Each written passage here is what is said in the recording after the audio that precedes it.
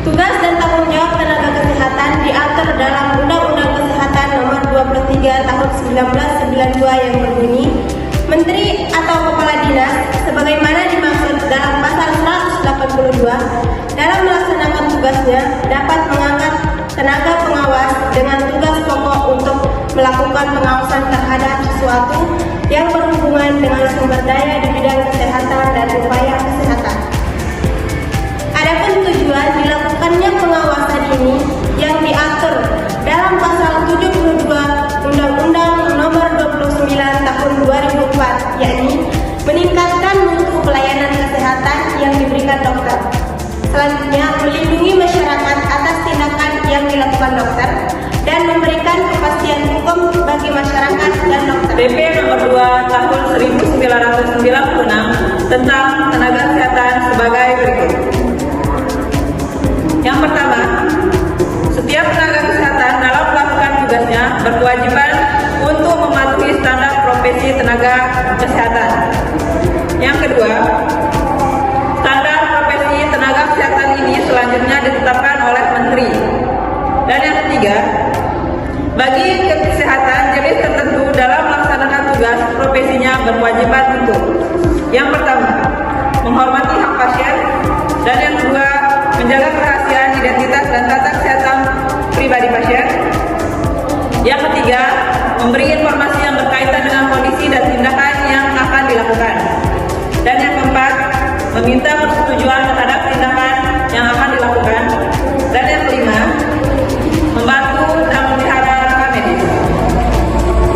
KPP tentang tenaga kerjaan berfungsi untuk memperjelas, memperinci, dan memberikan pedoman teknis dalam implementasi kebijakan yang lebih umum diatur dalam Undang-Undang Mariza Santoso 2024. Beberapa peraturan penting yang mendukung pengaturan tenaga kerjaan adalah sebagai berikut.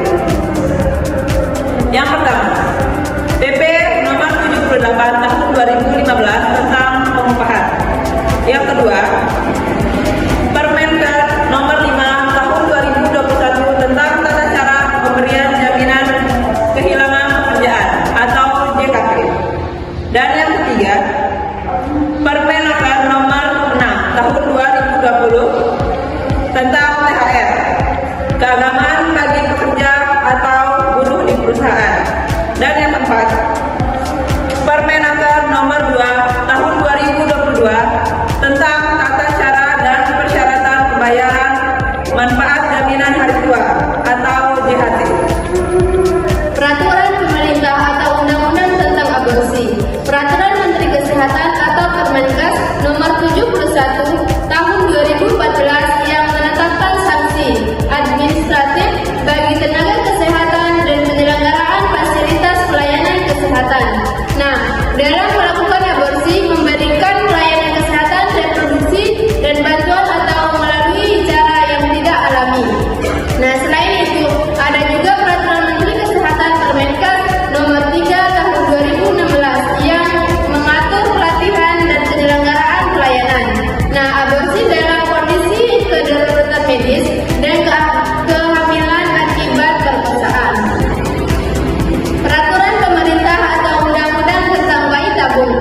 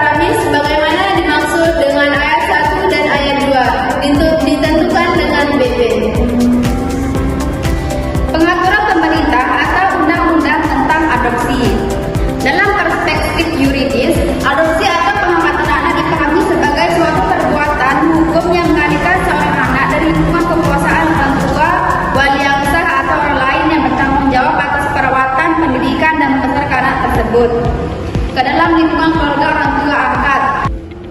Adopsi atau pengangkatan anak yang terdapat dalam pasal 1 ayat 2 pengaturan pemerintah pengangkatan anak sejalan dengan pemanahan tentang anak adopsi atau anak angkat yang terdapat dalam pasal 1 ayat 1 peraturan pemerintah pengangkatan anak maupun pasal 1 ayat 9 Undang-Undang PAE ini.